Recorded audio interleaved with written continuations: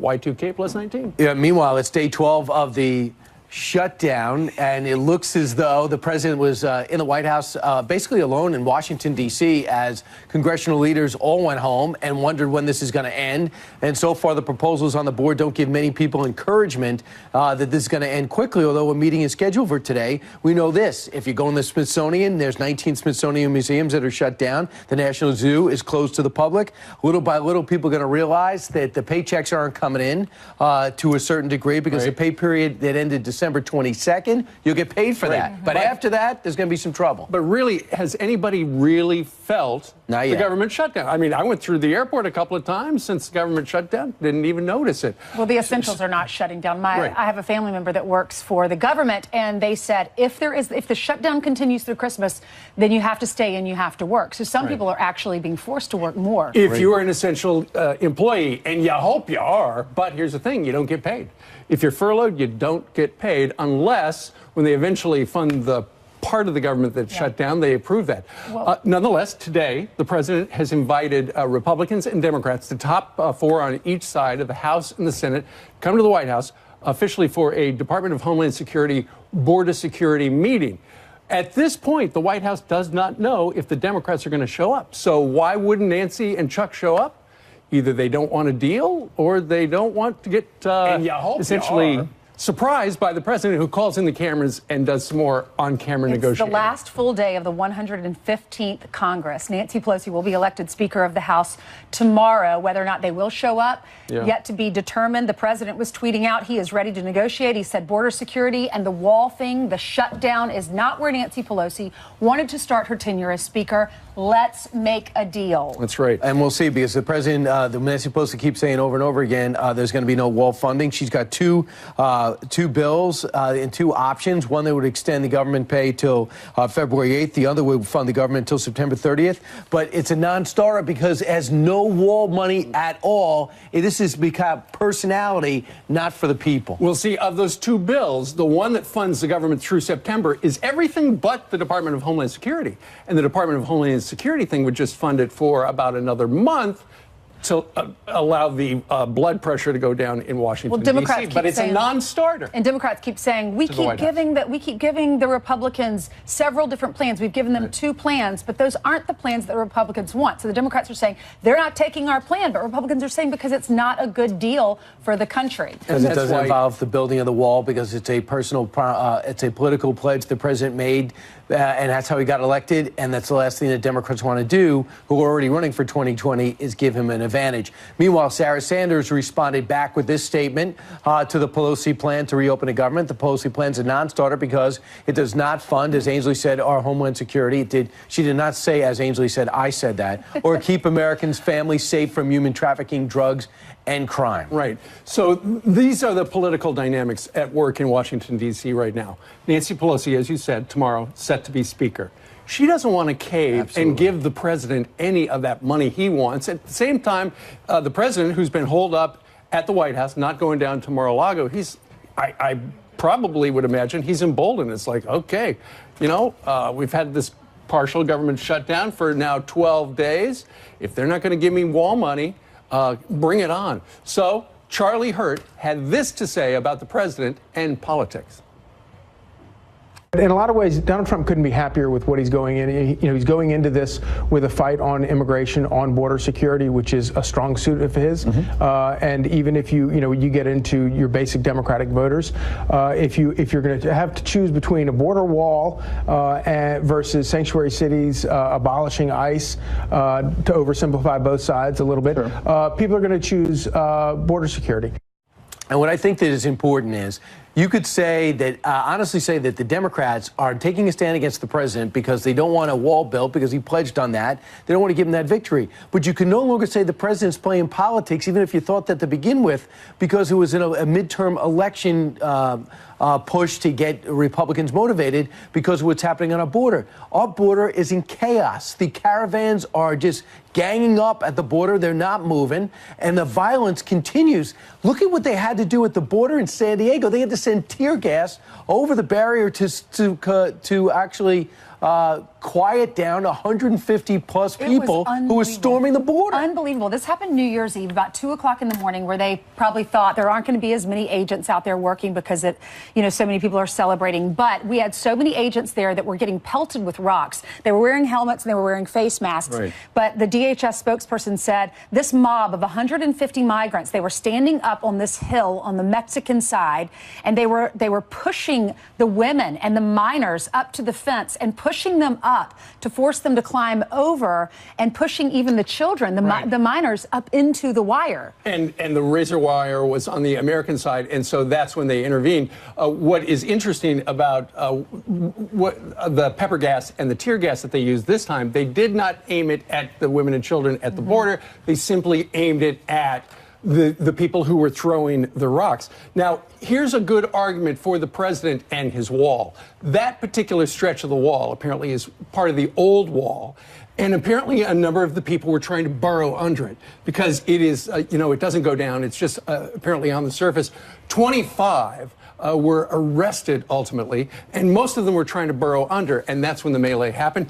There was one person at Border Patrol who said that the migrants appeared to be trying to stage a photo op in front of what they referred to as conveniently invited news media. And here's how the news media covered this. One way, against us as usual. USA Today writes this: U.S. border agents shoot tear gas at migrants. And if you get USA Today, you most likely got it free and stayed in a hotel last night. Huffington Post wrote Border Patrol agents fire tear gas into Mexico. Really, as migrants attempt to cross into the U.S. It sounds so peaceful the way they're approaching it. NBC News: U.S. fires tear gas across Mexico borders to stop migrants. No, to stop people from entering the country illegally. It's amazing the way the headlines and the articles expand on the story with a pro-illegal immigrant slant. And they need to remember, this is standard border policy. This is what they do. And this is the same thing that the Obama administration did about a dozen times, too. And they should have. Meanwhile, here's the chief Border Patrol agent for the San Diego area. He refers to the fact that the reason there were tear gas shells fired was because the members on the American side were attacked by the guys with the rocks. The caravan showed its propensity for violence once again. They decided to assault Border Patrol agents with a hail of rocks. Our agents responded with the least amount of force they possibly could to protect themselves and the border. Well, now, here's the good news. We're going to get to the bottom of this because Amnesty International has condemned the Border Patrol's handling of this and has demanded an investigation. Good. Thank goodness. We have an international organization condemning our Border Patrol. That makes sense. Andrew Cuomo is going to be governor of New York again for the third time. And this time he's going to have a Democratic legislator. He's got everything he wants. So he's going to make this, he pledges, the most progressive state in the union, which means it's going to cost a lot more to live here. And no wonder so many people don't. I know. And by the way, I think more people live in New York than any other state, and I think he could be proud of that. And yeah, I believe so. I think it's in the top 4. Joe, would you take a look at that? Thank you. Joe, it's in New Jersey. A lot of people live here. Right. A lot of people are leaving. Right. And yesterday at Ellis Island, where millions of immigrants came into this country legally, he was taking a shot at the current president of the United States and his battle with immigration as well. New York will move forward, not by building a wall, my friends, but by building new bridges. Let New York say that the federal government may shut itself down, but it will never extinguish the Statue of Liberty's torch. It will never erase the words of her poem. They will never close our harbor. They will never close our hearts. They will never close this hall of dreamers. In addition to making that speech, he also apparently granted clemency to 29 different people, including a number of 22 immigrants who were facing deportation related to drug charges. He also granted clemency to 7 others, including 4 convicted murderers and 3 others who were convicted of armed robbery. He said all 29 of them have been rehabbed. He also remembered his dad. His dad died, he said, on Inauguration Day 4 years ago. And he said, I can hear his voice and I can imagine his pain and anger if he could see his beloved country today. He says he's not running for president, though. Right. It certainly Yes. sounded like it.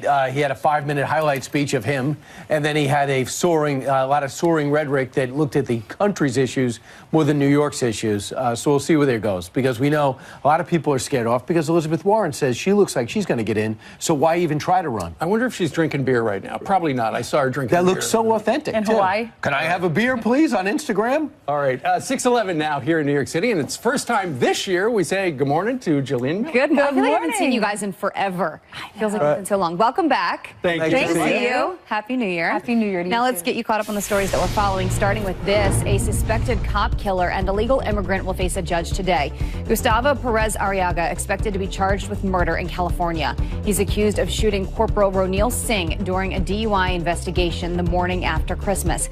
With help from you, the Tunnels to Towers Foundation has raised more than $175,000 for Singh's wife and 5-month-old son. To donate, you can head to foxandfriends.com. A terrorism investigation leads to a raid in Manchester, England. Authorities searching this home for clues after 3 people, including a police officer, were wounded in a New Year's Eve knife attack. A suspect taken into custody shouting Allahu Akbar.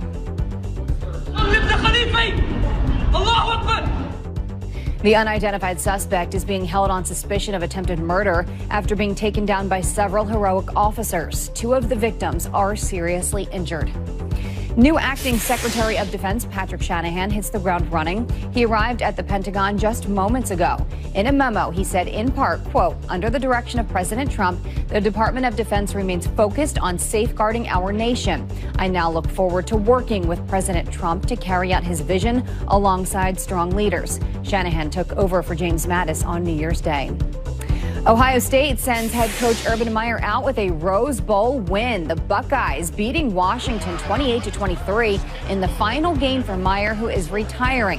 In the Fiesta Bowl, LSU gives UCF its only loss of the year, 40-32.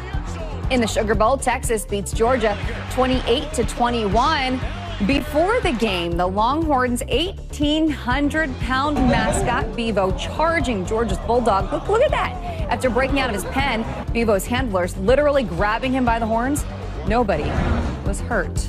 Instincts on the Bulldog to get away, right? I mean, Really? Little Get a- pregame activity there. As if the football game's not competitive I know, enough. I know. They have to bring out the bull Yeah. to scare That's the little why dog. the mascots with the fake heads are so effective. Exactly. They're not actual Right. They don't animals. talk, and it's not a career builder, but they are safer. All right, meanwhile- 13 minutes after the hour. Coming up, incoming Senator from Utah, Mitt Romney, may have failed in his run to be president, but now he's taking on the current president, saying he has not risen to the mantle of the office. David Bossie here with Reaction, coming up next. And get ready for a West Wing reboot. Kanye West jumping back into politics. Finally, it was a week.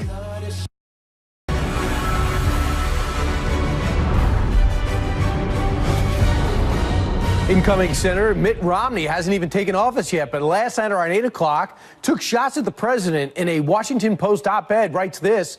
Here's his conduct over the past 2 years, particularly his actions this month, is evidence that the president has not risen to the mantle of the office. Trump's words and actions have caused dismay around the world. Here to react, former Trump deputy campaign manager and co-author of Trump's Enemies, still doing very well out there, David Bossie. David, makes sense of this. Good morning. Mitt Romney taking shots at the president is not new, but of late it has been. In 2018, he thanked the president for his endorsement. That's January. In December, I guess in January 1, he takes a shot. Why? Well, this is a pathetic attempt by Mitt Romney for relevancy.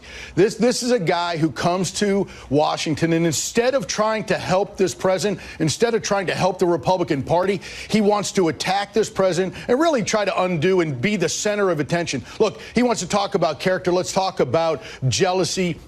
Let's talk about how shallow this person is. I'm sick and tired of Mitt Romney wanting Donald Trump's help on one hand, groveling, trying to be the Secretary of State during the transition in 2016. Let's not forget that pathetic attempt by Mitt Romney. I'm sick and tired of people coming to Washington. Instead of trying to be part of the solution, they're part of the problem. And that's what Donald Trump got elected to be, a change agent. And he has been successful in changing this broken status quo. And guys like Mitt Romney and outgoing his former partner, Paul Ryan, didn't agree with this president. And if you look at the successes this president has had over the last 2 years, it's insurmountable. If you look at past presidents, and I got to just say, I'm so disappointed in Mitt Romney. I'm not surprised, but I'm disappointed. Well, here it is. You say, too, that Jeff Flake and John McCain, they ended up being Republican enemies of the president. But you say Mitt Romney could be a much greater enemy than both them. Why? Well, look, this is a guy who's used to the national stage. He has run for president, and if he wasn't so incompetent, he would have won that campaign. To be candid, beating Barack Obama in 2012, he should have. Mitt Romney failed in that campaign, and he failed the American people who made him the nominee. He ran a terrible general election campaign. But let me just say this, because he has his own political machine, his own media operation, and he's used to the national stage, he comes to Washington as somebody who looks like, to me, the Flake, McCain, Corker, all in one guy. And he's going to be the guy who's standing in the breach. And I got to tell you, I want Mitt Romney to be part of the solution, not part of the problem. All right, David Bossie, thanks so much. He does have a lot of skills. International business could be a very big asset on trade. We'll see what it means, knowing that unfortunately, he's an open border guy. Yeah. That's the problem. Right. David Bossie, thanks so much. Thanks. All right, coming up straight ahead, this American and ex-Marine is being detained in Russia on spying charges. His family says they're deeply concerned for his safety. His twin brother's next. Plus, Elizabeth Warren recovering from her announcement about her 2020 White House bid on Instagram. Now she's raring to go, but first she wants a beer, like Brett Kavanaugh. All right, got here just in time. Time for some headlines. Anyone under 21 years old now banned from buying what are being called semi-automatic assault rifles. This happens in Washington state. The voter-approved law is part of a gun. Anyone under 21 years old now banned from buying what are being called semi-automatic assault rifles in Washington. I kind of repeated myself there. The voter-approved law is... This is going to keep going on and on, isn't it? Anyone under 20 years old is now banning semi-automatic weapons. I'm dying to go to the next story if I can. I'll read anything, or I'll just tell you what's on my mind. And gender-neutral birth certificates are now available in New York City. Instead of choosing male or female, people can choose their gender to be X. Parents can also choose X for their newborn babies. In California, Oregon, Washington also allow the gender-neutral options on birth certificates. It's going to be tough for 1-800-FLOWERS to commemorate the birthday of X, but we'll see how it goes. Guys? 6:25 here in New York City. This morning, we are learning more about the American detained reportedly in Russia who is accused of being a spy. Paul Whelan, that man right there, an ex-Marine, was arrested in Moscow on Friday, reportedly for participating in what Russia says was a spy mission. But his family says he was only visiting the area for a wedding. And now that family is demanding answers. Joining us now is David Whelan. He is Paul Whelan's twin brother. Thank you for being with us, David. I'm sorry for what your family's going through. Tell us more about why your brother was over there, because it seems very odd, very strange for Americans to continuously go to Russia. You say he's not a spy. Tell us what you know. Paul is a person who likes to travel the world, and he's a kind and a generous person. And when a friend of his, a former Marine, asked him to help with a wedding ceremony that he was going to be having in Moscow, Paul agreed to help because Paul had already been to Russia a number of times, knew how to, where the sites were and how to get around the town, and was able to help this friend and his family to have a better experience. So Paul flew into Moscow on the 22nd of December to be part of that wedding party. Okay, so Russia is accusing your brother of being a spy. What kind of line of work was he in, and did that work take him to Russia? Is that why he'd been there so many times? His work did take him to Russia. He is in what's called corporate security. I'm a librarian, so that's not really familiar territory to me, but my understanding from the stories he told me is that he would visit physical plants for his company, plants either operated or by the company or subsidiaries, and just check the physical security, broken windows, ability of people to get access to the building, that sort of thing. And so he traveled to many countries around the world in addition to his personal travel. Mm-hmm. And you're saying he wasn't there, the company's saying he wasn't there for business, he was there for the wedding. I heard that you learned about it, that your brother was missing by watching the media. Yes. Again, as a librarian, we go and looking for information, and so we hadn't heard from Paul on Friday night. He's extremely close to his family. My parents are elderly, and he dotes on our family dog, and so we expected to have heard through them that he had been successful in Russia, and was having a good time, sending pictures, whatever, and hadn't heard from him. And then over the weekend, we realized that he must be missing, and he was just out of communication. Yeah. It was Monday morning when I did a Google search and found that the Russian ministry had announced that it had arrested him as a potential spy. Our U.S. State Department has put out a statement and says this: we are aware of the detention of a U.S. citizen by Russian authorities. Russia's obligations under the Vienna Convention require them to provide consular access. We have requested this access and expect Russian authorities to provide it. We're going to see if that happens. Of course, David, your brother also was in the Marines. What are the circumstances about him leaving the Marines? I learned yesterday that he left under a bad, I think it's called a bad conduct discharge, and that was news to me. But I think all of us have things in our past that maybe detract from our better selves, and that's perhaps why I didn't know about it. Right. Apparently, according to our Pentagon producers, apparently he had been court-martialed back in 2008, something regarding larceny. But as you just said, you know nothing about it. Are you sure, and I'm sure everybody's asking you, hey, David, are you sure your brother's not a spy? Yes, I'm sure my brother's not a spy. Paul's background is in law enforcement. He has military experience. He's in corporate security. He's one of the people I would say knows very, very well about risks when traveling or being in foreign countries or being in any kind of situation. And I just can't imagine him getting sideways of the law in Russia or doing anything anywhere close to breaking an espionage act. So, David, why do you think they threw him in prison, or why do you think they detained him? I don't really have an answer for that.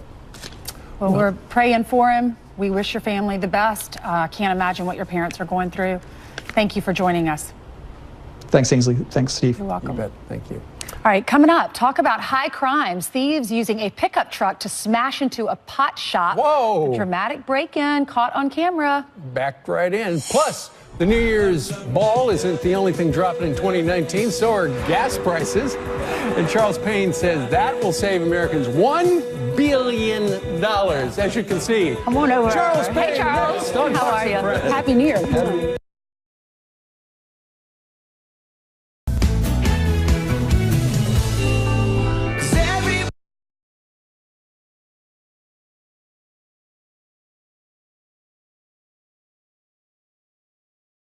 Peter Ducey got a big hat for Christmas. There we are celebrating as well on Christmas Eve, having some of Kathy's lasagna, and Sally and I are golfing there on New Year's. Was it hard to come home, sunny Florida? It really was. I will tell you, one of the gifts that I got for Christmas, golf lessons, because I need them. Oh, that's great. And new socks. I walked in this morning. Normally you wear these fun polka dot striped socks. Today you're wearing solid gray.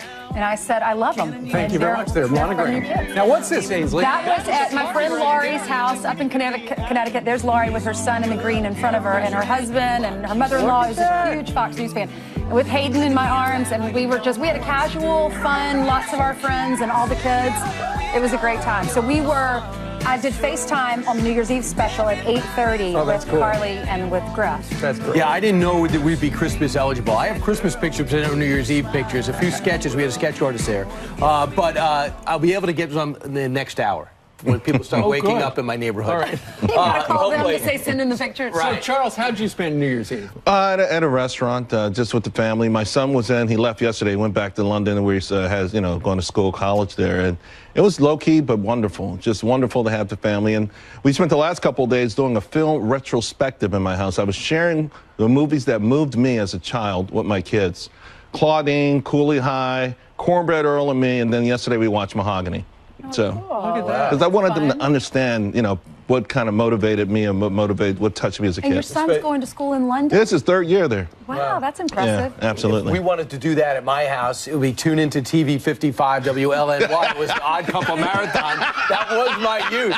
to see how it goes. I love down. the Odd Couple. How too. great was that? Fantastic. And I should think it just ended. Meanwhile, 25 minutes before the top of the hour, let's talk about where the economy left off and where it's heading. First off, the good news, and the president says it's not a coincidence, gas prices going down.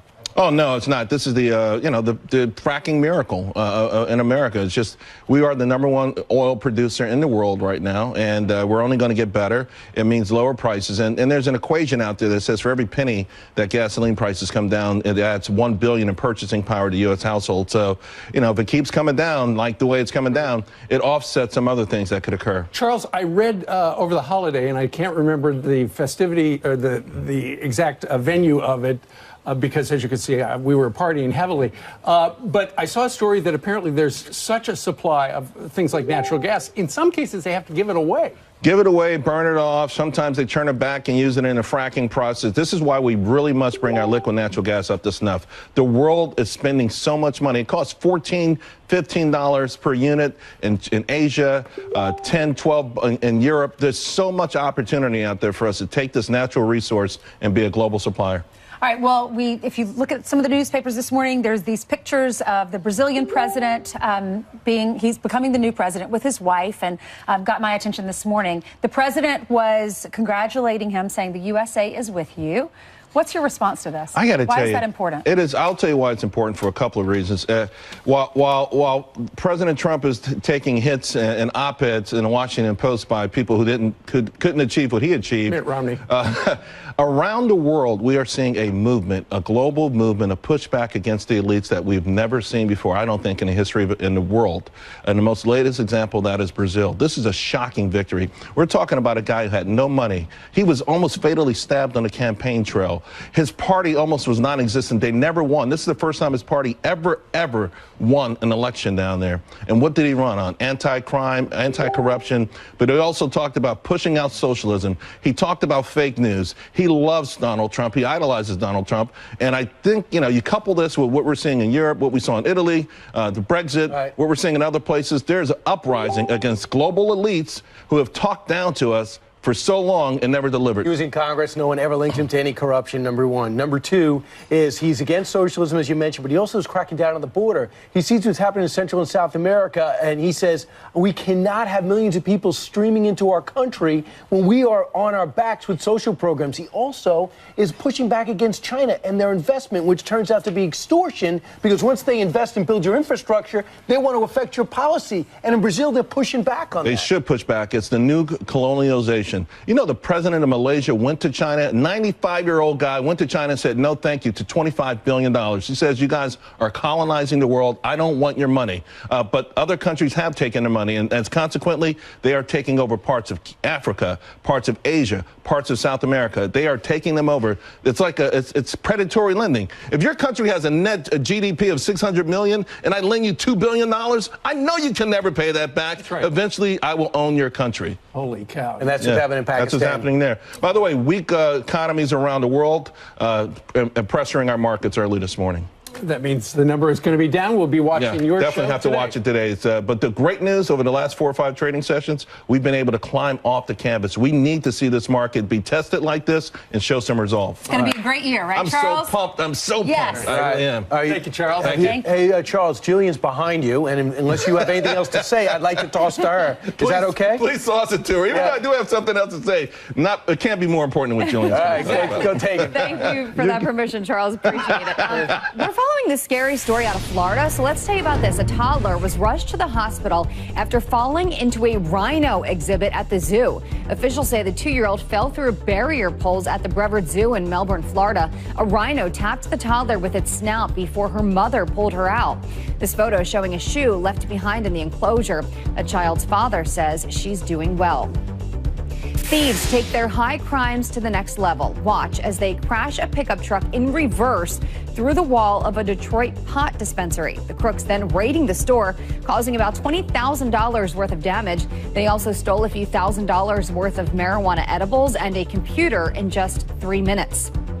Elizabeth Warren is heading to Iowa this weekend as she eyes a potential 2020 White House run. The Democratic senator will visit 4 cities in the early caucus state since launching her 2020 exploratory committee on Monday. Warren's committee announcement will allow her to raise campaign money. Maybe Kanye West's New Year's resolution is to get back into politics. Remember, he was getting away from it a few months ago? Well, yeah, the rapper posting a series of tweets on New Year's Day, starting with, quote, Trump all day. Another tweet says, quote, one of my favorite of many things about what the Trump hat represents to me is that people can't tell me what to do because I'm black. So I guess in 2019, we will expect to hear more from Kanye West. We have already. When he said I'm getting out of politics, I kind of thought, just wait. Well, just wait. he evidently did the Joe Rogan podcast already, so that's going to make huge news. Yep. And the hat is back on. Yes, the cap is back on. All right. I didn't know he took it off. He did for a minute. Remember, he was in the Georgetown store. He jumped up, I want to say, in the Apple store. I think he jumped up. He had a different color hat on. And people went, really keeps up with Kanye. You really do. Yeah. This is Know very a lot about impressive. Kanye. Such detail. All right, I could be wrong, though. 19 minutes now before the top of the hour. Janice Dean, the weather machine, joins us for the first time in 2019.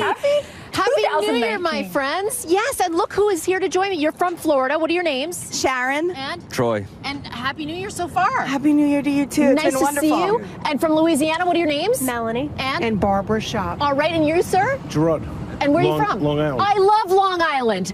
Thank you for coming to Fox and Friends. Starting off the year right, let's take a look at the maps. Okay, Louisiana, I want you to watch this because we have a storm system across the southwest that's going to bring the potential for heavy snow across portions of New Mexico, West Texas, and then an icy mix for areas of central Texas up towards Oklahoma. This is going to be a mess for travel, and it's going to move eastward. It's a slow-moving system, and it is cold, so we're going to see that icy mix. We have winter weather advisories posted for all of these areas, so just be real careful as you travel towards the Mississippi River Valley. Wave inside. Say hi to Steve Ainsley, Brian. Merry Christmas. Hey, Happy Janice, New Year. Ainsley has a question for Okay, you. Janice, the lady behind you, she said her name. Did she say Barbara Shop?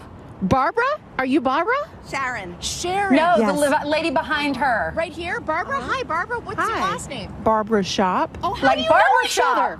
How do you know each other? No, she said her name. We were all like, knows me? is her name is very similar to Barber Shop. So we were Barbara wondering, Shop. did she marry Do you a get man that a with the lot, last Shop? name Shop? Yeah. Wait, was she born with that name, or did she marry a guy with the last name Shop? Do you have a husband with the last name Shop? I do. What's his name? He's Forrest Shop. Forrest Shop. Incredible. Wow. Congratulations, Shop family. Let's go shopping. We want to make sure that she wasn't putting us on. All right. And she was not. All right. right, thanks, Thank you, Janice. All right. Good journalistic instincts. 17 minutes before the top of the hour. President Trump wishing Happy New Year to everyone, including his haters. And some of those haters are leaving Washington. But what about those Trump supporters coming in? Our next guest breaks them down. And former Saturday Night Live star Jane Curtin under fire for her New Year's resolution about killing Republicans. Does the left really think this is okay? My New Year's resolution is to make sure that the Republican Party dies.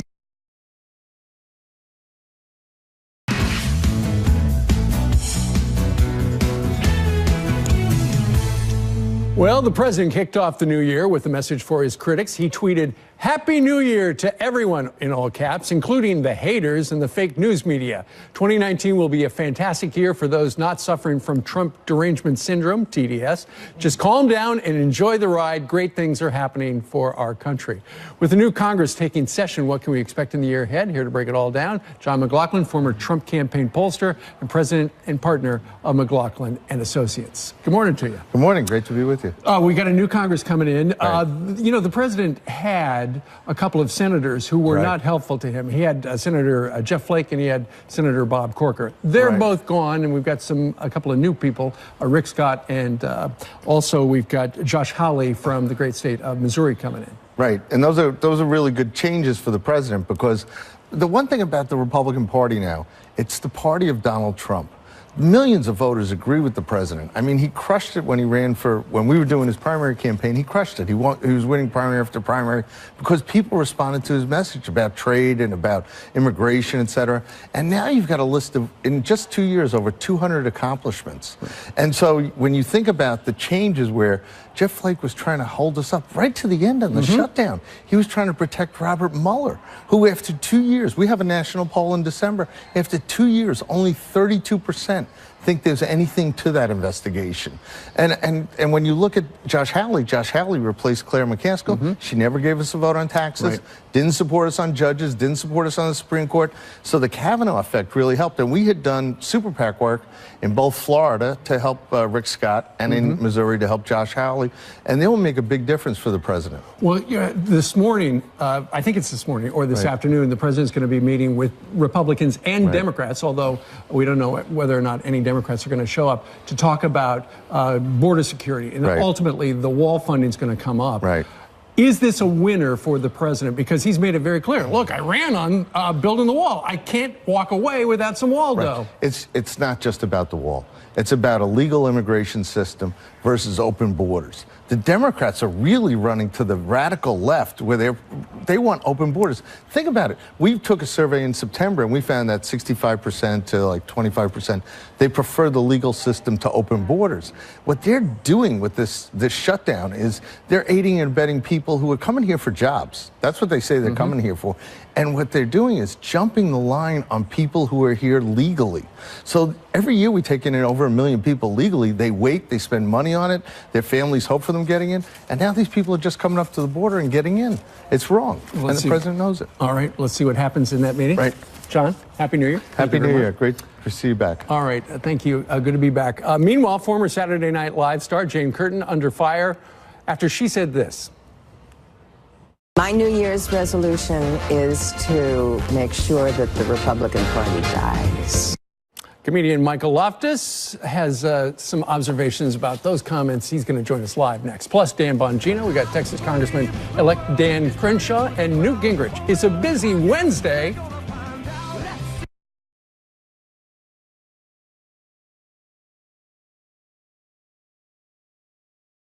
If you took some great pictures from your New Year's Eve party, send them to us at friends@foxnews.com. We're going to sprinkle them throughout the show to show folks how America kicked off Y2K plus 19. Yeah, meanwhile, it's day 12 of the shutdown, and it looks as though the president was in the White House basically alone in Washington, D.C., as congressional leaders all went home and wondered when this is going to end. And so far, the proposals on the board don't give many people encouragement that this is going to end quickly, although a meeting is scheduled for today. We know this. If you go in the Smithsonian, there's 19 Smithsonian museums that are shut down. The National Zoo is closed to the public. Little by little, people are going to realize that the paychecks aren't coming in to a certain degree because the pay period that ended December 22nd, you'll get paid for that. But after that, there's going to be some trouble. But really, has anybody really felt the government shutdown? I mean, I went through the airport a couple of times since the government shut down, didn't even notice it. Well, the essentials are not shutting down. I have a family member that works for the government, and they said if the shutdown continues through Christmas, then you have to stay and you have to work. So some people are actually being forced to work more. If you are an essential employee, and you hope you are, but here's the thing, you don't get paid. If you're furloughed, you don't get paid unless when they eventually fund the part of the government that shut down, they approve that. Well, nonetheless, today, the president has invited Republicans and Democrats, the top four on each side of the House and the Senate, come to the White House officially for a Department of Homeland Security border security meeting. At this point, the White House does not know if the Democrats are going to show up. So why wouldn't Nancy and Chuck show up? Either they don't want a deal or they don't want to get essentially surprised by the president, who calls in the cameras and does some more on-camera negotiating. The last full day of the 115th Congress. Nancy Pelosi will be elected Speaker of the House tomorrow. Whether or not they will show up, yet to be determined. The president was tweeting out he is ready to negotiate. He said border security and the wall thing, the shutdown, is not where Nancy Pelosi wanted to start her tenure as Speaker. Let's make a deal. That's right. And we'll see, because the president, Nancy Pelosi, keeps saying over and over again, there's going to be no wall funding. She's got two bills and two options. One that would extend the government pay till February 8th. The other would fund the government until September 30th. But it's a non-starter because it has no wall money at all. This has become personality, not for the people. We'll see. Of those two bills, the one that funds the government through September is everything but the Department of Homeland Security.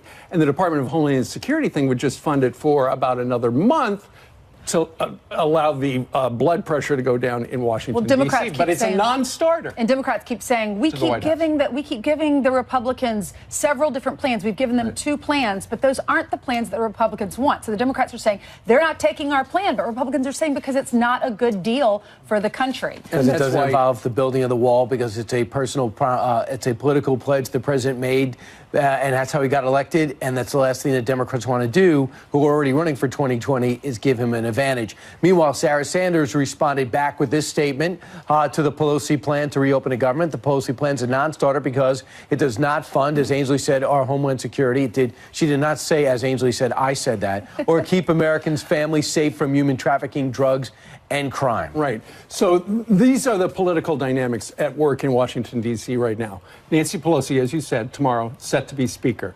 She doesn't want to cave and give the president any of that money he wants. At the same time, the president, who's been holed up at the White House, not going down to Mar-a-Lago, I probably would imagine he's emboldened. It's like, okay, we've had this partial government shutdown for now 12 days.